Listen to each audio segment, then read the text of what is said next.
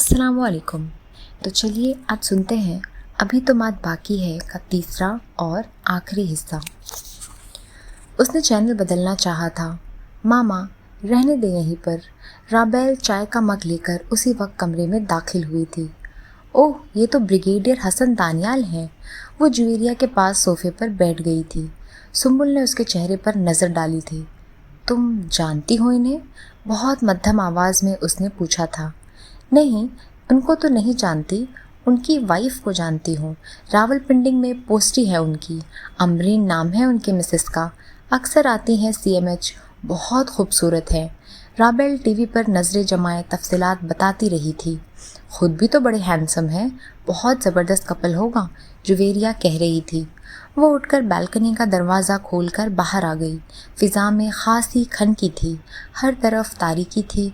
घरों के अंदर और बाहर जलने वाली लाइट्स उस तारीकी को कम करने की कोशिश कर रही थीं। वो ग्रिल पर हाथ जमा कर नीचे सड़क को देखने लगी। ऐसा नहीं था कि उसने आज 24 साल बाद पहली बार हसन को दोबारा देखा था।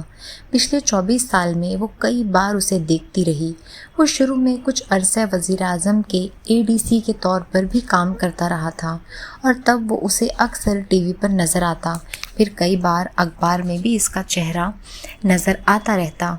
हाँ, आज अजीब बात ये हुई थी कि उसने राबेल और जुवेरिया के मुंह से उसका जिक्र सुना था, ये जाने बगैर कि वो उनका बाप था। पिछले 24 साल एक मर्तबा फिर किसी फिल्म की तरह उसके जहन की स्क्रीन पर उभरने लगे थे। 24 साल में कितने दिन, कितनी रातें, कितने घंटे, कितने मिनट होते होंगे, उसने सोचने की कोशिश की थी, फिर जल्द ही हार मान ली। वो गिन नहीं पा रही थी। राबेल और जुवेरिया एक जैसी नहीं थी।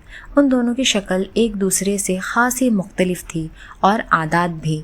राबेल हसन से बेहद मुशाबा थी, हत्ता कि उसकी आंखें भी हसन की तरह गहरी ब्राउन थी।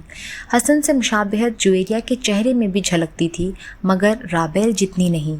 राबेल में बहुत बोल्डनेस थी, जुवेरिया उसके बरक्स थी। उसका मिजाज धीमा था। वो बात करने की बजाय सुनना ज़्यादा पसंद करती थी। राबेल उस पर मुकम्मल तौर पर हावी थी। बाज़ दफ़ा राबेल को देखकर सुम्बुल को हसन का ख्याल आ जाता था। उसके अंदाज बिल्कुल हसन जैसे थे और तब सुम्बुल को बेतहाशा खौफ आता। उसमें इतनी हिम्मत नहीं रहती थी कि वो उसकी आंखों में देख सके। वो राबेल की नहीं, हसन की आंखें थी, खूबसूरत, दिलकश, गहरी। वो राबेल से बात करते करते उसके चेहरे से नज़रें हटा लेती। कई साल तक उसने बहुत ठोकरें खाई थी। उसके पास आमदनी के ज़राए महदूद थे और अखराजात बहुत ज़्यादा। वो हर एक से यही कहती थी कि वो दोनों उसके भाई की बेटियां हैं। उसने उन्हें गोद लिया है। उन्हें उसने माँ बाप के तौर पर उमर का नाम दे दिया था। फिर आहिस्ता आहिस्ता वो बड़ी होने लगी और उसके मसाइल में कमी आती गई। पढ़ाई में वो दोनों ही अच्छी थी। इस मामले में उसे कोई परेशानी नहीं हुई थी। जुवेरिया राबेल से पढ़ाई में बहुत अच्छी थी। FSC में भी उसने पोजीशन ली थी और वो ज्वाइन करने के बजाय किंग एडवर्ड में जाना चाहती थी, मगर सुम्बुल ने इसे AMC में जाने पर मजबूर किया था। वो माली तौर पर इतनी मुस्तहकम नहीं थी कि किंग एडवर्ड के अखराजात बर्दाश्त कर सकती। राबेल ने पहले ही AMC में एडमिशन ले लिया था। उसने इस मामले में माँ पर कोई दबाव नहीं डाला था।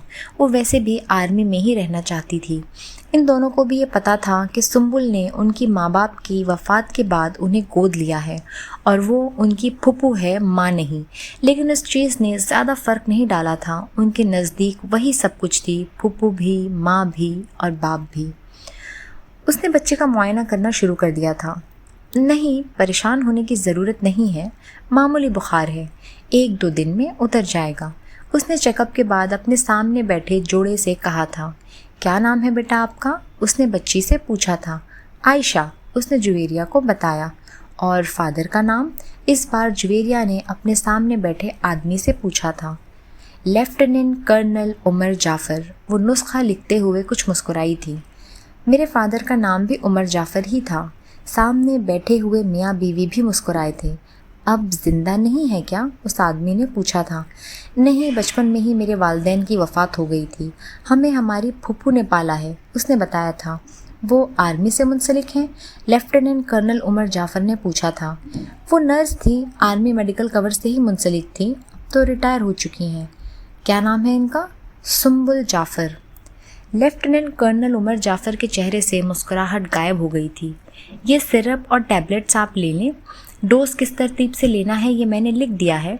अगर 2 दिन तक बुखार ना उतरे तो आप उसे फिर चेकअप के लिए ले आएँ। वैसे इंशाअल्लाह ताला 2 दिन तक बुखार उतर जाएगा। जुवेरिया ने नुस्खा उमर जाफ़र की तरफ बढ़ा दिया था। उन्होंने कागज़ हाथ में थाम लिया। आपकी पुप्पो मुल्तान से ताल्लुक़ रखती हैं?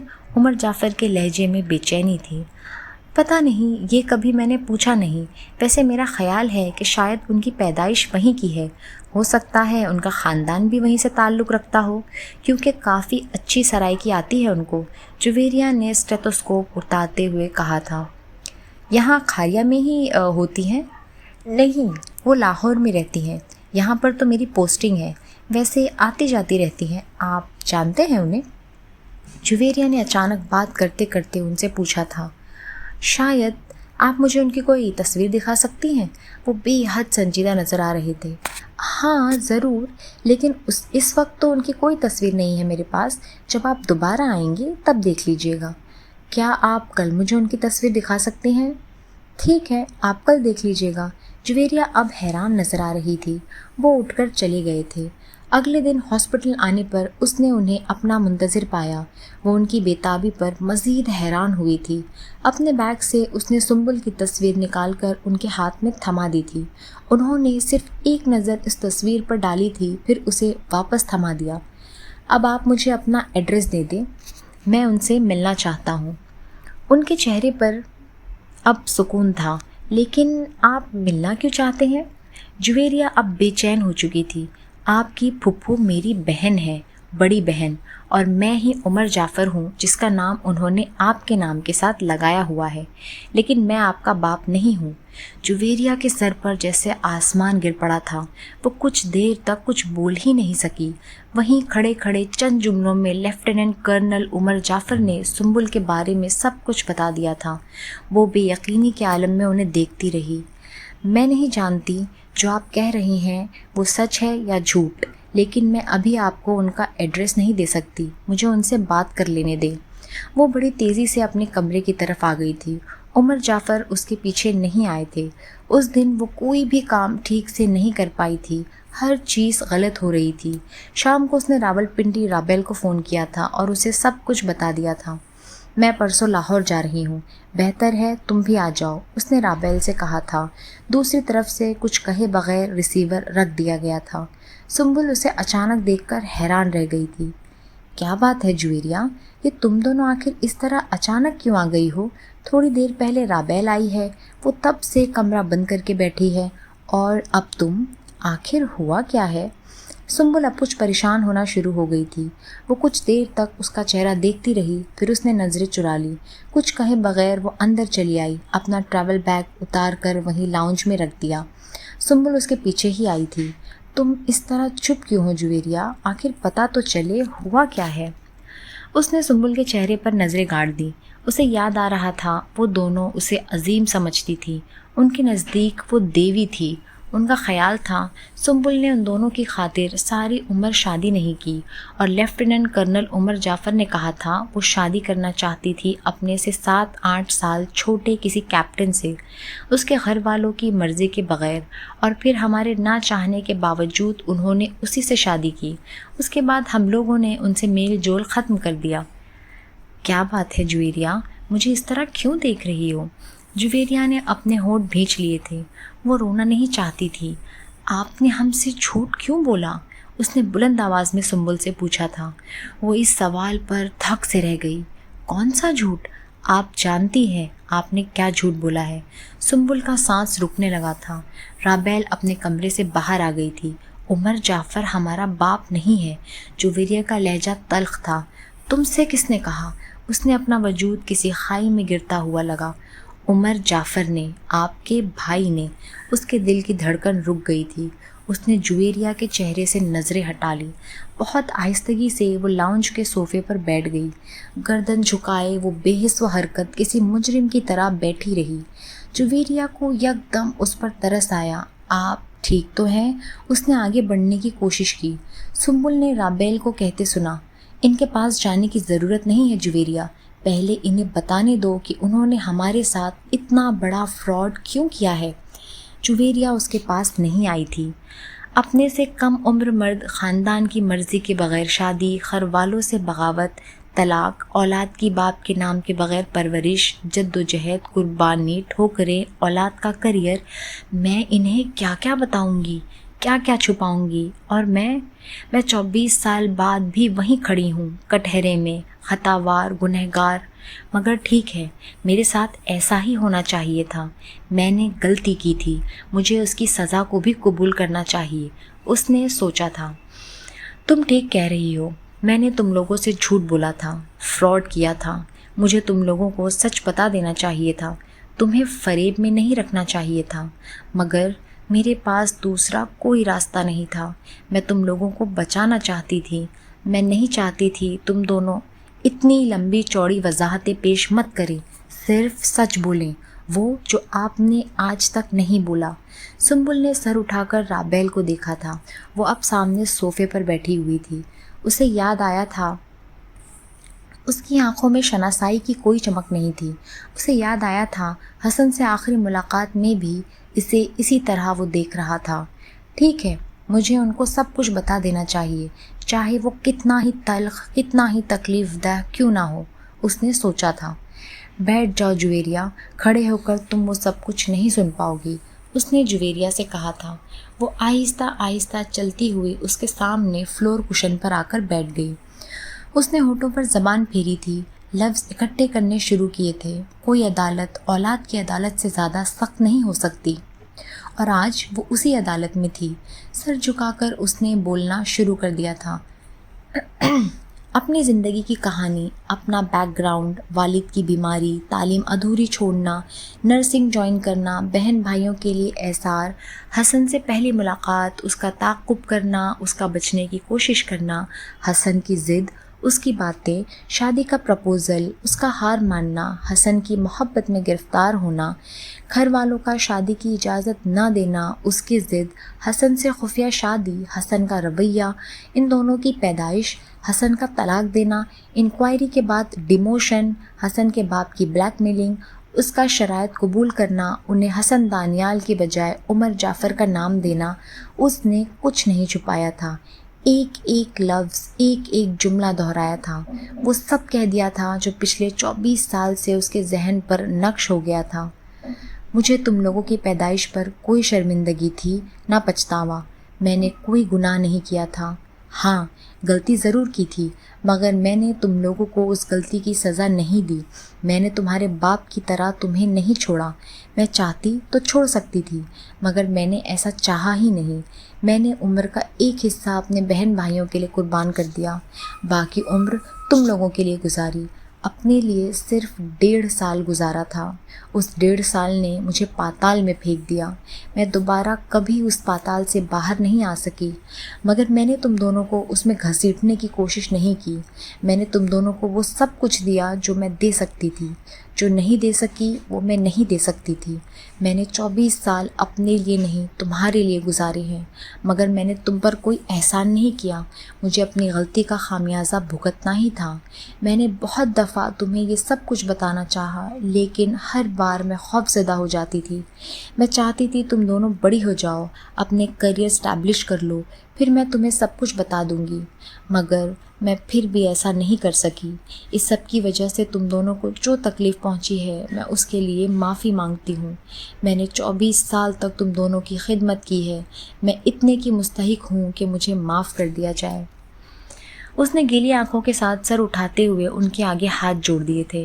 رابیل اس کے سامنے صوفے پر بیٹھی ہوئی تھی، بائیں ہاتھ سے منہ کو چھپائے، نظریں اس پر جمائے، وہ بے حس و حرکت تھی۔ اس نے جویریہ کی آنکھوں میں آنسوؤں کی چمک دیکھی تھی۔ اگلے ہی لمحے وہ بھاگتی ہوئی اس کے ساتھ آ کر لپٹ گئی تھی۔ سنبل نے اسے پھوٹ پھوٹ کر روتے دیکھا تھا، پھر وہ خود بھی اس کے کندھے پر سر رکھ کر بلند آواز میں رونے لگی تھی۔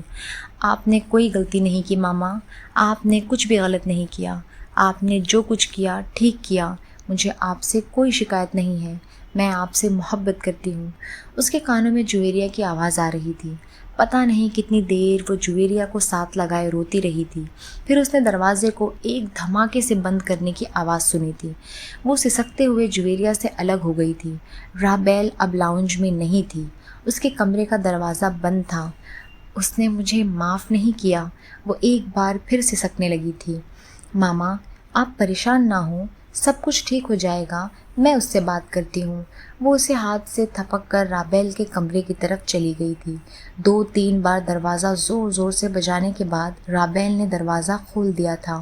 اس کی آنکھیں خشک تھیں اور چہرہ بے تاثر۔ کیا بات ہے؟ اس نے دروازہ کھولتے ہی پوچھا تھا۔ تم اندر کیوں چلی گئی ہو؟ باہر آؤ، ہمارے ساتھ بیٹھو، جویریہ نے اس کے کندھے پر ہاتھ رکھ کر کہا تھا۔ اس نے جویریہ کا ہاتھ کندھے سے جھٹک دیا۔ میں باہر نہیں بیٹھنا چاہتی ہوں۔ تم نے مجھے معاف نہیں کیا، سنبل نے اس سے کہا تھا۔ آپ نے 24 سال تک سچ چھپایا ہے، اب اسے جانچنے کے لیے مجھے 24 گھنٹے تو دیں۔ تم مجھے مجرم سمجھتی ہو؟ میں کسی کو مجرم سمجھتی ہوں نہ بے گناہ، لیکن مجھے کچھ وقت دیں کہ میں آپ کی باتوں کو سمجھ سکوں، ان پر غور کر سکوں۔ جو آپ نے کہا وہ آپ کا ورژن ہے۔ مجھے اپنے باپ کی بات بھی سننی ہے تاکہ میں جان سکوں کہ سچا کون ہے، اور اگر آپ نے ہم سے غلط بیانی کی ہے تو میں آپ کو معاف نہیں کروں گی، اور اگر آپ نے سچ بولا ہے تو میں اپنے باپ کو معاف نہیں کروں گی۔ اس نے ایک بار پھر ایک جھٹکے سے دروازہ بند کر لیا تھا۔ ماما، آپ پریشان نہ ہوں، وہ صبح تک نارمل ہو جائے گی، اسے آپ کی باتوں پر یقین آ جائے گا۔ جویریہ ایک بار پھر اس کے قریب آ کر بیٹھ گئی تھی۔ پھر کچھ دیر بعد اس نے زبردستی سنبل کو اس کے کمرے میں لا کر لٹا دیا۔ وہ پتہ نہیں کب تک جاگتی رہی تھی، پھر اس کی آنکھ لگ گئی تھی۔ صبح وہ 6 بجے اٹھی تھی۔ جویریہ اس کے پاس ہی بیڈ پر سو رہی تھی۔ وہ اٹھ کر لاؤنج میں آ گئی۔ لاؤنج کا بیرونی دروازہ کھلا ہوا تھا۔ وہ باہر آئی، بیرونی گیٹ بھی کھلا ہوا تھا۔ وہ تقریباً بھاگتے ہوئے رابیل کے کمرے میں آئی۔ اس کے کمرے کا دروازہ لاک نہیں تھا اور کمرہ خالی تھا۔ اس کا ٹریول بیگ بھی وہاں موجود نہیں تھا۔ وہ اسے بتائے بغیر راولپنڈی جا چکی تھی۔ وہ ایک شوق کے عالم میں کمرے میں کھڑی رہی۔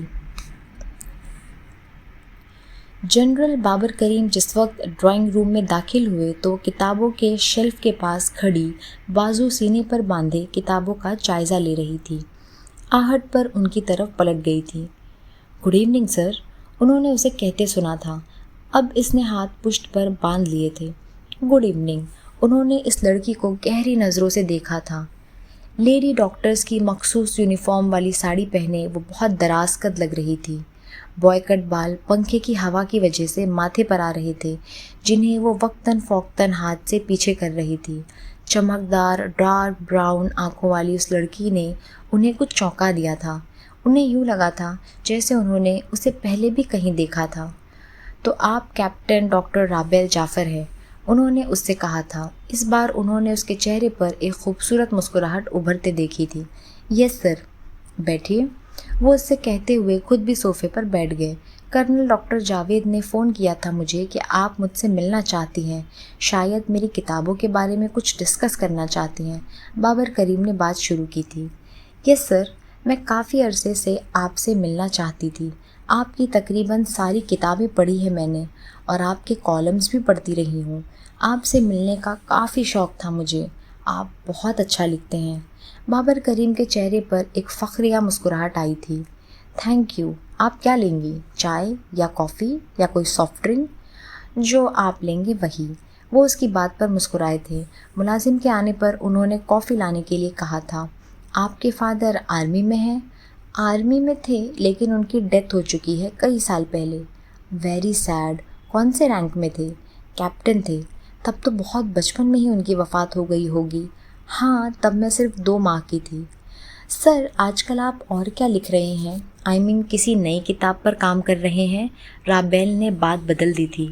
2-3 کتابوں پر کام کر رہا ہوں۔ وہ اسے اپنی کتابوں کی تفصیلات بتانے لگی۔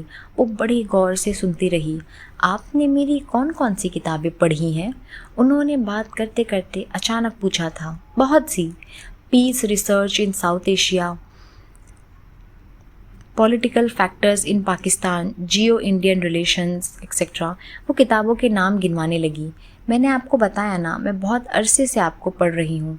जनरल बाबर करीम को उससे गुफ्तगू करना अच्छा लग रहा था। काफ़ी देर तक वो उससे बातें करते रहे, मगर हर बार उसके चेहरे पर नज़र डालते ही उन्हें कुछ उलझन होती थी, यूँ जैसे उन्होंने उसे पहले भी देखा हो, मगर कहाँ। वो बातें करने के साथ साथ सोचने में मसरूफ़ थे। सर, आपने कभी ऑटोबायोग्राफी लिखने के बारे में नहीं सोचा? कॉफ़ी पीते हुए उसने उनसे पूछा था। हाँ, आजकल मैं इसके बारे में भी सोच रहा हूँ, बल्कि मैं अपने एंकेस्टर्स आबा व अजदाद के बारे में भी लिखना चाहता हूँ। शायद आपको पता हो, मेरे दादा जनरल थे, मेरे वालिद भी जनरल थे। मैं भी इस रैंक तक पहुँचा। अब मेरा छोटा बेटा हसन दानियाल भी इस रैंक तक पहुँचेगा। फ़िलहाल ब्रिगेडियर के तौर पर काम कर रहा है। बड़ा बेटा भी इस रैंक तक ज़रूर पहुंचता, मगर 71 की वॉर के बाद उसे जंगी कैदी बना लिया गया। बाद में उसको कुछ फ़िज़िकल फ़िटनेस की प्रॉब्लम्स होने लगी। इसी वजह से उसने आर्मी से जल्दी रिटायरमेंट ले ली। मगर हसन की सूरत में मेरी फैमिली की चौथी नस्ल भी जनरल की नस्ल होगी। पाकिस्तान में किसी दूसरी फैमिली की 4 नस्लों में मुसलसल जनरल नहीं आए। उनके लहजे में बेपनाह फ़ख्र और गुरूर था। That's great. राबेल की आवाज़ में सताइश थी। मैं चाहता हूँ कि अपने अजदाद के बारे में कुछ तफसीली काम करूँ ताकि लोगों को उनके बारे में ज़्यादा पता चल सके। वो राबेल को अपनी फैमिली के बारे में बताने लगे थे। उनके आबा व अजदाद का ताल्लुक़ कहाँ से था, उनका स्टेटस क्या था, उनके कारनामे क्या थे, उनकी फैमिली के लोग कौन कौन से बड़े और ऊंचे अहदे पर काम कर चुके हैं। राबेल उनकी बातें सुनती रही थी, बड़ी खामोशी, बड़े सुकून के साथ। बहुत देर बाद जब वो खामोश हुए तो राबेल ने उनसे जाने की इजाज़त मांगी। मुझे आपसे एक और बात भी करनी है, मगर आज नहीं, जब दोबारा आऊँगी तब करूँगी, उसने जाने से पहले कहा था। क्या मैं तवक्का रखूं कि आइंदा भी आपसे मिल सकूंगी? ऑफ कोर्स, उन्होंने उसे खुले दिल से इजाज़त दी थी। थैंक यू सर, तुम एक बहुत अच्छी लिसनर हो। वो दरवाजे से बाहर निकलने वाली थी जब उन्होंने कहा था। वो मुस्कुराई। मैं एक बहुत अच्छी स्पीकर भी हूँ, लेकिन आपकी तरह सोच समझकर और सही वक्त पर बोलती हूँ। Good bye sir. वो दरवाजे से निकल गई। जनरल बाबर करीम को उसकी बात समझ में नहीं आई थी।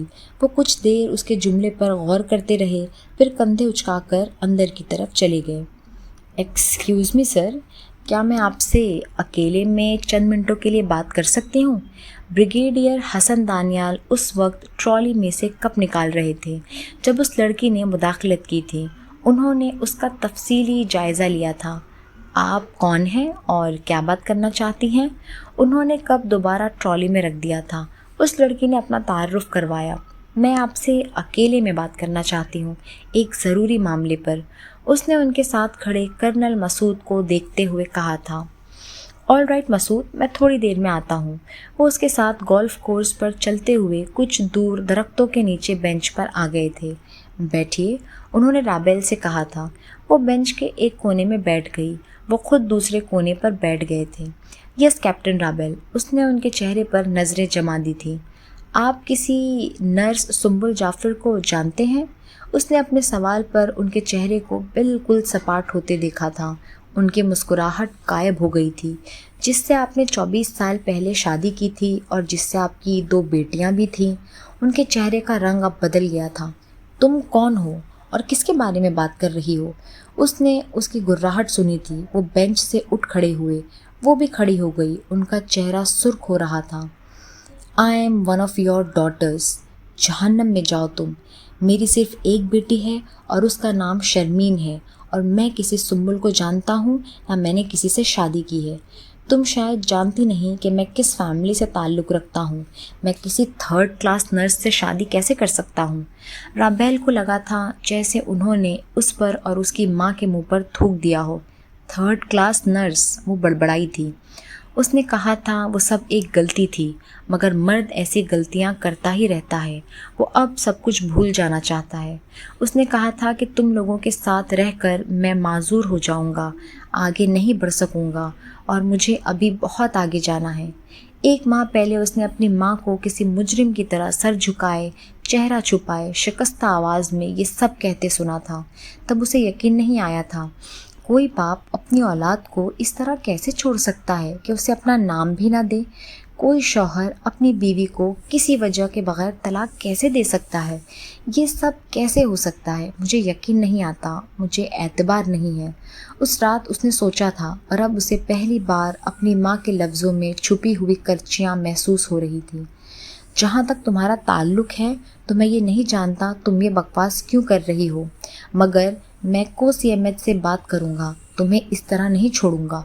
वो उंगली उठाकर बहुत तेज़ और बुलंद आवाज़ में उसे धमका रहे थे। थैंक यू वेरी मच, आपने मेरी बहुत सी गलतफहमियाँ दूर कर दी। अब आप मेरी बात सुने। अगले हफ्ते मेरी माँ कोर्ट में केस करेगी ब्रिगेडियर हसन दानियाल के ख़िलाफ़, उनके फ्रॉड के ख़िलाफ़। अपनी औलाद को 24 साल तक अपना नाम न देने और उनके अखराजात पूरे न करने के लिए और ऐसी ही एक शिकायत चीफ़ ऑफ आर्मी स्टाफ को भिजवाई जाएगी और उसके बाद ये पूरा केस मैं अखबारात को दे दूँगी, एक एक तफसील के साथ। यू ब्लडी बिच, उन्होंने उसे गाली दी थी। उसका चेहरा एक लम्हे के लिए सुर्ख हो गया था, फिर वह मुस्कुराई थी। हाँ, मैं कुतिया हूँ और कुतिया की तरह आपको काटूंगी। मैं देखूंगी ब्रिगेडियर हसन दानियाल, उसके बाद तुम लोगों के सामने कैसे आते हो। मैं तुम्हारे केस के चिथड़े उड़ा दूंगा। तुम्हारे पास कोई सबूत नहीं है। तुम्हारी माँ के पास निकाहनामा है, तलाकनामा है? नहीं। कोई दूसरा सबूत है? नहीं। तुम्हारी माँ कभी ये साबित नहीं कर सकती कि मैंने उससे शादी की थी या तुम मेरी औलाद हो। तुम मेरे खिलाफ एक मामूली सा सबूत भी नहीं ला सकती। हाँ, मैं तुम्हारा करियर ख़त्म कर दूंगा। तुम्हारे साथ बिल्कुल वैसा ही होगा जैसा तुम्हारी माँ के साथ हुआ था। उसे सिर्फ डिमोट किया गया था, तुम्हें जॉब से फारिग कर दिया जाएगा। तुम अभी मेरी ताकत से वाकिफ़ नहीं हो। जाओ और जाकर अपनी माँ से पूछो। तुम्हारे लिए बहुत बेहतर होगा अगर तुम यहाँ से चली जाओ और दोबारा ये बात कभी अपनी ज़बान पर ना लाओ। तब हो सकता है मैं तुम पर तरस खाऊं और तुम्हें माफ़ कर दूं, हालांकि तुम और तुम्हारी माँ इस काबिल नहीं है। मामा, आपने सही कहा था कि आपने गलत आदमी के साथ शादी की थी, मगर आपने मुझे ये नहीं बताया था कि वो आदमी सांप है, और आपने मुझे ये भी नहीं बताया कि सांप कैसे मारते हैं। मगर मुझे सांप के जहर का तर्याक आता है, क्योंकि मेरी रगों में भी उसी सांप का खून है। वो होंठ भींचे खड़ी थी। मेरी मामा कहती हैं मैं जिक्सॉ पज़ल हल करने में बहुत माहिर हूँ, और मेरा ख़याल है ये सच है। जो जिक्सॉ पज़ल मेरी मामा 24 साल से हल नहीं कर सकी, उसे मैंने 1 माह में हल कर लिया है। मेरे पास निकाहनामा नहीं है, मगर उस निकाह ख्वाह का हल्फिया बयान है कि इसने 24 साल पहले आप दोनों का निकाह पढ़ाया था, और उसके बाद किस तरह इसे इस निकाह का रिकॉर्ड हासिल किया गया और उसे अपनी रिहाइश का शहर बदलने पर मजबूर कर दिया गया। चौंकिए मत, मैं उस निकाह ख्वाह से मिल चुकी हूँ। मेरे पास उन 4 गवाहों के हल्फिया बयानात भी हैं कि ये शादी उनके सामने हुई थी। तुम उन्हें भी नहीं छुपा सके। शादी की तस्वीर तुमने गायब कर दी थी, मगर कुछ तस्वीर मामू के पास थी, लेफ्टिनेंट कर्नल उमर जाफ़र के पास, और वो अब मेरे पास हैं। मुल्तान में शादी के बाद जिस होटल में तुम 2 दिन ठहरे थे, मेरे पास उन 2 दिनों का रिकॉर्ड भी है। वहाँ तुमने अपना शनाख्ती कार्ड नंबर और साइन किए हुए हैं मिस्टर और मिसेस हसन दानियाल के नामों के नीचे। उसके लहजे में बेहद ठंडक थी, और ये ठंडक ब्रिगेडियर हसन दानियाल के आसाब को सुन करने लगी थी। क्या इतने सबूत काफ़ी नहीं है? नहीं, इतने सबूत काफ़ी नहीं है। कुछ और भी होना चाहिए तुम्हारे ख़िलाफ़ ना। मेरे पास उसी होटल का 1 हफ़्ते का रिकॉर्ड भी है जहां मरी में शादी के बाद तुम ठहरे थे। वहां भी mister and Mrs Hasan Daniyal के दस्तखत और आईडी कार्ड नंबर मौजूद है। 24 साल पहले तुमने किन डेट्स पर छुट्टियां ली थी, मेरे पास तुम्हारा वो रिकॉर्ड भी मौजूद है। और एक आखिरी चीज़, मैंने तुम्हारा मेडिकल रिकॉर्ड निकलवाया है। तुम्हारा ब्लड ग्रुप बी पॉजिटिव है। मेरा और जुवेरिया का भी यही है। क्या औलाद साबित होने के लिए ये काफ़ी नहीं है? और अगर ये काफ़ी नहीं है तो फिर पैटर्निटी टेस्ट के बाद ये बात साबित हो जाएगी। फिर तुम क्या करोगे ब्रिगेडियर हसन दानियाल? किस किस चीज़ को गलत साबित करोगे? 10 चीज़ों को झूठा साबित करोगे, मैं 10 और ले आऊँगी। 24 साल पहले तुमने सुंबुल जाफ़र से कहा था कि तुमने एक वक्ती जुनून का शिकार होकर उससे शादी की थी। وقتی جنون، یہی کہا تھا نا؟ بہرحال مجھے بھی بعض دفعہ جنون ہو جاتا ہے، مگر وہ ہمیشہ رہنے والا جنون ہوتا ہے، اور میرا جنون تمہیں تباہ کرنا ہے۔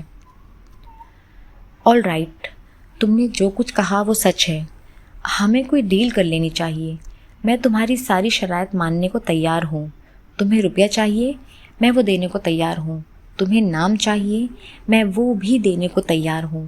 میں مان لوں گا کہ تم لوگ میری بیٹیاں ہو اور سنبل سے میں نے شادی کی تھی۔ تمہیں جائیداد میں سے حصہ چاہیے، میں وہ بھی دوں گا۔ میرا خاندان بھی تم لوگوں کو قبول کر لے گا، مگر تم اس سب کو سیکریٹ رہنے دو۔ عدالت میں جانے کی ضرورت ہے نہ پریس میں۔ میں کسی اسکینڈل کا حصہ بننا نہیں چاہتا۔ چند دنوں تک میری پروموشن ہونے والی ہے، میں نہیں چاہتا اس میں کوئی بھی رکاوٹ آئے۔ اس بار بریگیڈیئر حسن دانیال کے کندھے جھکے ہوئے تھے۔ ہاں، ڈیل ہونی چاہیے، لیکن میری شرائط پر۔ تمہارے سامنے دو راستے ہیں، ایک تو یہ کہ تم کورٹ میں ہمارا مقابلہ کرو، ہمیں غلط ثابت کرو، ہمارے ساتھ کوئی ڈیل نہ کرو، اور دوسرا، وہ بات کرتے کرتے رکی تھی۔ دوسرا، وہ بے چین تھے۔ دوسرا راستہ زیادہ قابل عزت ہے، تم قبل از وقت ریٹائرمنٹ لے لو۔ بریگیڈیئر حسن دانیال کے دل پر جیسے کسی نے گھونسا مارا تھا۔ رابیل، تم؟ اس نے بریگیڈیئر حسن دانیال کی بات کاٹ دی۔ ایک ہاتھ اٹھا کر بڑی دھیمے، ٹھنڈے اور پرسکون انداز میں اس نے کہا تھا، مجھے بات پوری کرنے دو۔ تم اگر قبل از وقت ریٹائرمنٹ لے لو گے تو میں یا کوئی اور دوبارہ یہ معاملہ لے کر تمہارے سامنے نہیں آئیں گے۔ یہ قصہ ہمیشہ کے لیے دفن ہو جائے گا۔ تم اپنی فیملی کے ساتھ ایک پرسکون زندگی گزار سکو گے۔ تمہارے خاندان کی نیک نامی پر کوئی حرف نہیں آئے گا۔ دوسری صورت میں تم جانتے ہی ہو کیا ہوگا۔ رابیل، اس طرح مت کہو، میں تمہیں سب کچھ دینے کو تیار ہوں، مگر میرا کریئر تباہ۔ اس نے ایک بار پھر اس کی بات کاٹی تھی۔ جو چیزیں تم دینا چاہتے ہو اب مجھے ان کی ضرورت نہیں ہے۔ باپ کے طور پر ایک نام پہلے ہی میرے پاس ہے، چند سال بعد شادی ہوگی تو شوہر کا نام ساتھ لگ جائے گا، تمہارے نام کی تو ضرورت ہی نہیں پڑے گی۔ جو پیسہ دینا چاہتے ہو اس کی بھی ضرورت نہیں ہے، میری ماں نے میری پرورش حلال کے پیسے سے کی ہے، تمہارا حرام ذرائع سے اکٹھا کیا ہوا پیسہ مجھے سوٹ نہیں کرے گا۔ رابیل، مجھے سوچنے کے لیے وقت تو دو۔ ہاں، وہ میں ضرور دوں گی، میں 10 منٹ دیتی ہوں، اس میں فیصلہ کرو۔ بریگیڈیئر حسن دانیال چیخ پڑے تھے، 10 منٹ؟ How can you do that to me? اس نے کلائی پر باندھی ہوئی گھڑی پر نظر ڈالی تھی۔ 10 منٹ اب شروع ہوتے ہیں۔ اس کا اطمینان دل دہلا دینے والا تھا۔ میں مانتا ہوں رابیل، مجھ سے غلطی ہو گئی، میں نے تم لوگوں پر زیادتی کی، مگر تم نہیں جانتی میں مجبور تھا، میں بہت مجبور تھا۔ وہ اس سے کہہ رہے تھے، وہ کسی روبوٹ کی طرح اسے دیکھ رہی تھی۔ ڈونٹ بی ایموشنل، جذبات سے کام نہ لیں، ٹائم کم ہے، ماضی کے بارے میں مت سوچیں، ماضی کی غلطیوں کو بھول جانا چاہیے۔ مرد ایسی بہت سی غلطیاں کرتا رہتا ہے۔ آج کے بارے میں سوچیں، اپنی چوائس کے بارے میں سوچیں۔ آپ کے پاس 8 منٹ رہ گئے ہیں۔ رابیل، مجھے سمجھنے کی کوشش کرو، مجھ پر بہت پریشر تھا۔ میں آج بھی سنبل سے محبت کرتا ہوں، میں آج بھی تم دونوں کو چاہتا ہوں، میں تم لوگوں کو کبھی بھول نہیں پایا۔ ان کی جان پر بنی ہوئی تھی۔ جن لوگوں کا ساتھ آپ کو معذور کر دے ان کے بارے میں مت سوچیں، اپنی آئندہ زندگی کے بارے میں سوچیں، چوائس کریں۔ اس کے لہجے کی ٹھنڈک اب حسن دانیال کے لیے نشتر بن گئی تھی۔ میرا کریئر میرے لیے سب کچھ ہے، یہ ختم ہوگا تو سب کچھ ختم ہو جائے گا، میرے لیے دنیا میں باقی کچھ نہیں رہے گا۔ تم میری اولاد ہو، میرا خون ہو، تم اپنے باپ کو تباہ کیسے کر سکتی ہو؟ وہ اب گڑگڑا رہے تھے۔ 2 منٹ باقی رہ گئے ہیں۔ 2 منٹ کے بعد اگر آپ نے اپنی چوائس نہ بتائی تو میں سمجھوں گی آپ نے پہلے راستے کو منتخب کر لیا ہے۔ وہ کسی برفانی گلیشیئر کی طرح ان کے سامنے کھڑی تھی۔ بریگیڈیئر حسن دانیال اسے مار ڈالنا چاہتے تھے۔ ماضی کا یہ فتنہ، میں ریٹائرمنٹ لے لوں گا، اس نے 10ویں منٹ میں انہیں کہتے سنا تھا۔ آپ بہت عقل مند ہیں، آپ نے بہت اچھا فیصلہ کیا۔ اس کے ہونٹوں پر ایک عجیب مسکراہٹ تھی۔ وہ بے جان سے ہو کر بینچ پر بیٹھ گئے۔ سر اٹھا کر انہوں نے اسے دور گولف کورس کو پار کرتے دیکھا تھا۔ تم جو کچھ کر رہی ہو غلط کر رہی ہو، میں نے تم لوگوں کو یہ سب نہیں سکھایا۔ سنبل اسے سمجھانے کی کوشش کر رہی تھی۔ آپ ایک ایسے شخص کی حمایت کر رہی ہیں جس نے 24 سال پہلے آپ کو آپ کی بچیوں سمیت اٹھا کر باہر پھینک دیا تھا۔ رابی، میں اب ماضی یاد کرنا نہیں چاہتی۔ میں ماضی یاد کر کر کے تھک چکی ہوں۔ میں نے تم لوگوں کے لیے بہت محنت کی ہے۔ میں اب تم لوگوں کے ساتھ سکون کی زندگی گزارنا چاہتی ہوں۔ میں نہیں چاہتی تم لوگوں کو کوئی نقصان پہنچے۔ تم ان کی طاقت سے واقف نہیں ہو، میں واقف ہوں۔ آپ کیوں خوفزدہ ہے اس شخص سے؟ وہ اگر میرے یا جویریہ کے خلاف کچھ کر سکتا تو کر چکا ہوتا۔ وہ آپ کو فون کر کے اس طرح مجھے روکنے کے لیے نہ بھجواتا۔ سنبل نے اس کے چہرے کو دیکھا تھا۔ رابی، ماما ٹھیک کہہ رہی ہیں، ہمیں اب ان جھگڑوں میں پڑنے کی کیا ضرورت ہے؟ وہ ہمیں جائیداد میں حصہ دینے کو تیار ہیں، ہم سے معافی مانگنے کو تیار ہیں، ہمیں اپنے خاندان کا حصہ بنانے پر تیار ہیں۔ کیا یہ سب کافی نہیں؟ اس بار جویریہ نے اس سے کہا تھا، نہیں، یہ کافی نہیں ہے۔ جو چیزیں تم چاہتی ہو جویریہ، وہ میں نہیں چاہتی۔ تمہیں ان چیزوں کی ضرورت ہے، تم ان کے پاس جاؤ اور صلح کر لو۔ مجھے ان چیزوں کی ضرورت نہیں ہے۔ میں ان کے پیروں کے نیچے سے زمین کھینچنا چاہتی ہوں اور میں یہی کروں گی۔ وہ ابھی بھی اپنی ضد پر قائم تھی۔ اس سے تمہیں کیا فائدہ ہوگا؟ سنبل نے بے بسی سے کہا تھا۔ ہر کام فائدہ یا نقصان کے لیے نہیں کیا جاتا۔ میں نے تمہیں انتقام لینا کبھی نہیں سکھایا۔ یہ انتہا پسندی تم نے کہاں سے سیکھی ہے؟ میں نے تو تمہیں زندگی کو بہت متوازن طریقے سے برتنا سکھایا تھا۔ میں زندگی میں توازن برقرار رکھنے کی کوشش ہی کر رہی ہوں ماما۔ آپ جانتی ہیں اس شخص نے مجھے گالی دی، اس نے مجھے کتیا کہا، یہ جانتے ہوئے بھی کہ میں اس کی بیٹی ہوں، یہ جانتے ہوئے بھی کہ اس نے مجھ پر اور آپ پر ظلم کیا ہے۔ پھر بھی اس شخص نے مجھے گالی دی۔ میں یہ سب کرنے کے لیے اس سے ملنے نہیں گئی تھی، لیکن جب اس نے مجھے گالی دی، جب اس نے میرا وجود ماننے سے انکار کر دیا، تب میں نے یہ طے کیا تھا کہ میں بھی اس شخص سے وہ چیز چھینوں گی جو اس کے لیے سب سے زیادہ اہم ہے۔ اور پتہ ہے ماما وہ چیز کیا ہے؟ اس کا کریئر، جنرل کا عہدہ، جس کے لیے وہ پلاننگ کر رہا ہے۔ اس شخص کا باپ اپنے خاندان کی تاریخ پر کتاب لکھ رہا ہے، ایسا خاندان جس کی 4 نسلوں میں جنرل ہوں گے۔ مگر ماما ایسا کبھی نہیں ہوگا۔ اس شخص کی 4تھی نسل میں جنرل نہیں ہوگا۔ حسن دانیال کبھی جنرل نہیں بنے گا، اور وہ جنرل نہیں بنے گا تو یہ شخص ختم ہو جائے گا، اور میں یہی چاہتی ہوں۔ سنبل نے گیلی آنکھوں سے اسے دیکھا تھا۔ وہ جنرل نہیں بنے گا، اس کا بیٹا بن جائے گا۔ تم کس کو روکو گی؟ بن جائے، اس کا بیٹا بے شک جنرل بن جائے، مجھے اس کی پرواہ نہیں ہے۔ غلطی حسن دانیال نے کی تھی، سزا اس کو ملنی چاہیے۔ میں اس کے بیٹے کے لیے کوئی کنواں نہیں کھودوں گی، مجھے صرف حسن دانیال سے غرض ہے۔ 4تھی نسل میں جنرل نہیں ہونا چاہیے، اس نے ہونٹ بھینچتے ہوئے کہا تھا۔ میں کسی کو اس کی غلطی کی سزا نہیں دینا چاہتی۔ اگر اس نے غلطی کی تھی تو ایک غلطی میں نے بھی کی تھی، اپنے گھر والوں کی مرضی کے خلاف اس سے شادی کر کے۔ آپ نے 24 سال اس غلطی کی سزا کاٹی ہے۔ آپ نے اپنی زندگی کے 24 سال گنوا دیے۔ اس شخص نے کیا گنوایا؟ آپ 24 سال اپنے خاندان کے بغیر رہیں، آپ نے شادی نہیں کی، اس شخص کی اولاد کو پالتی رہیں، اور اس اولاد سے یہ تک نہیں کہہ سکیں کہ وہ آپ کی اپنی اولاد ہے۔ اس شخص کو کیا نقصان ہوا؟ ایک خوبصورت بیوی، 3 بچے، بڑا عہدہ، نام، شہرت، روپے۔ اس نے 24 سال میں کیا نہیں پایا؟ آپ کو وعدے کے باوجود انکوائری میں کلیئر نہیں کیا گیا، ڈیموٹ کر دیا گیا، اور دوبارہ کبھی پروموشن نہیں دی گئی۔ اس شخص نے یا اس کے باپ نے ترس کھایا؟ نہیں ماما، کچھ چیزوں کے بارے میں حساب کتاب صاف رکھنا چاہیے۔ ایسا نہ کیا جائے تو ہم دوسروں کے راستے میں پتھر رکھ دیتے ہیں ٹھوکر کھانے کے لیے۔ میں اس پتھر کو راستے سے ہٹا دینا چاہتی ہوں، اور ماما میں خوفزدہ نہیں ہوں۔ اس نے ایک لفظ ٹھہر ٹھہر کر بولا تھا۔ سنبل نے سر اٹھا کر اسے دیکھا۔ اس کی آنکھیں حسن کی آنکھیں تھیں، اور اس کی آنکھوں میں اس وقت وہی شفاف چمک تھی جو آخری ملاقات میں حسن کی آنکھوں میں تھی۔ تب 24 سال پہلے اس چمک نے اسے بتا دیا تھا کہ وہ اس پر ترس نہیں کھائے گا۔ آج 24 سال بعد وہی چمک ایک بار پھر کہہ رہی تھی کہ وہ اس پر ترس نہیں کھائے گی۔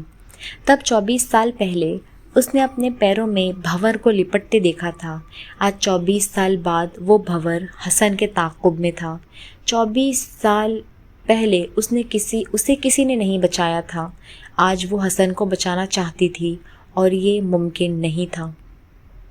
اس کے کانوں میں حسن کی آواز آ رہی تھی جب وہ 2 دن پہلے فون کر گڑگڑاتے ہوئے اس سے معافی مانگ رہا تھا، اس سے منت کر رہا تھا کہ وہ رابیل کو سمجھائے، اسے بتا رہا تھا کہ وہ کتنا مجبور ہو گیا تھا، اسے بتا رہا تھا کہ اس سے کتنی محبت تھی، اسے قسم دے رہا تھا کہ وہ رابیل سے بات کرے، اسے سمجھائے۔ وہ چپ چاپ اس کی باتیں سنتی رہی تھی۔ اس نے کبھی اسے اس لہجے، اس انداز میں بولتے نہیں سنا تھا۔ حسن دانیال تو خدا کی طرح بات کرتا تھا اور پھر اس پر اسے بے تحاشا ترس آیا تھا۔ میں اس سے بات کروں گی۔ اس نے فون رکھ دیا تھا اور اب وہ رابیل کو دیکھ رہی تھی اور اسے یاد آ رہا تھا کہ وہ ہمیشہ اسے حسن دانیال کی یاد دلاتی رہی تھی۔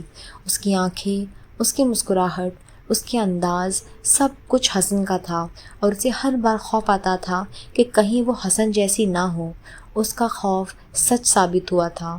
وہ خوبصورت تھی، دلکش تھی، لوگوں کو مسحور کر لیا کرتی تھی بالکل حسن کی طرح، اور وہ بے رحم بھی تھی جیسے حسن۔ اس کے نام کے ساتھ حسن کا نام نہ سہی مگر اس کی رگوں میں اسی کا خون تھا اور اسے اپنے باپ سے بہت کچھ وراثت میں ملنا تھا جو اسے ملا تھا۔ فرق صرف یہ تھا کہ اس بار سنبل کے بجائے حسن کو بھگتنا تھا۔ اور کاش میں رابیل کو روک سکتی، کاش میں اسے بتا سکتی کہ وہ میرے لیے کیا ہے۔ اس سب کے بعد بھی جو اس نے کیا، ان 24 سالوں کے بعد بھی مجھے اس شخص سے محبت ہے، اور جس سے محبت کرتے ہیں اس کی راہ میں کانٹے نہیں بچھاتے۔ مگر رابیل وہ یہ بات سمجھ ہی نہیں سکتی۔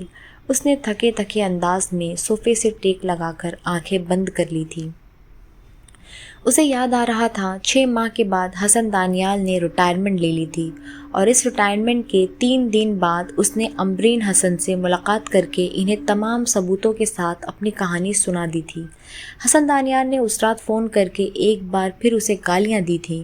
ان کا خیال تھا کہ اس نے فراڈ کیا ہے، اپنے وعدے کو پورا نہیں کیا، اور یہ بات سنبل سے بھی چھپی نہیں رہ سکی تھی۔ تم نے یہ کیوں کیا رابیل؟ جب تم وعدہ کر چکی تھی کہ تم سب کچھ چھپا لو گی اور اس نے تمہاری بات مان لی تھی، تو پھر ایسا کیوں کیا؟ ماما، میں وعدے پورے نہیں کر سکتی، بالکل حسن دانیال اور ان کے باپ کی طرح۔ انہوں نے بھی تو انکوائری کو ختم کرنے کا وعدہ کیا تھا، مگر ایسا نہیں کیا۔ میں بھی چاہتی تھی کہ یہ شخص کہیں اور نہیں تو اپنے گھر میں تو دھتکارا جائے، اپنی بیوی اور بچوں کے ہاتھوں۔ تم رابیل، تم۔ سنبل اسے مایوسی کے عالم میں دیکھتی رہی تھی۔ اس نے سر جھکا لیا تھا، اور آج 8 سال کے بعد اس نے پھر سے اسی چہرے کو دیکھا تھا۔ وہ 8 سال پہلے کے حسن دانیال کا صرف سایہ ہی لگ رہا تھا۔ چہرے پر پھیلی ہوئی جھریاں، لاغر وجود، جھکے ہوئے کندھے، زرد رنگت۔ اس نے ایک نظر میں جیسے اسے اندر تک جانچ لیا تھا۔ اسے 8 سال پہلے گولف کورس میں کھڑے بریگیڈیئر حسن دانیال کا غرور و تنتنا یاد آیا تھا۔ تمہیں نیند آ رہی ہے؟ اس نے میجر عثمان کی آواز سنی تھی۔ آنکھیں کھول کر اس نے اپنے گرد و پیش کو سمجھنے کی کوشش کی۔ نہیں، بس کچھ تھک گئی ہوں، اس نے اسامہ کے بالوں میں ہاتھ پھیرتے ہوئے کہا تھا۔ 1 ہفتے کے بعد میں ایکسرسائز پر چلا جاؤں گا، تم چند دن کی چھٹی لے کر ماما کے پاس چلی جانا، کچھ ریلیکس ہو جاؤ گی وہاں، عثمان نے اس سے کہا تھا۔ ماما؟ ہاں، ماما کے پاس چلی جاؤں گی۔ اس کے چہرے پر ایک مسکراہٹ نمودار ہوئی تھی۔ میں بھی نانو کے پاس جاؤں گا، اور پھر میں ان سے کہوں گا مجھے کھلونے لے کر دیں، اور اگر نہ دیے تو۔ اسامہ کی بیٹری ایک بار پھر چارج ہو گئی تھی۔ رابیل نے مسکراتے ہوئے اس کے منہ پر ہاتھ رکھ دیا۔ اور ہماری کہانی ابھی تو مات باقی ہے یہاں پر ختم ہوتی ہے۔ شکریہ۔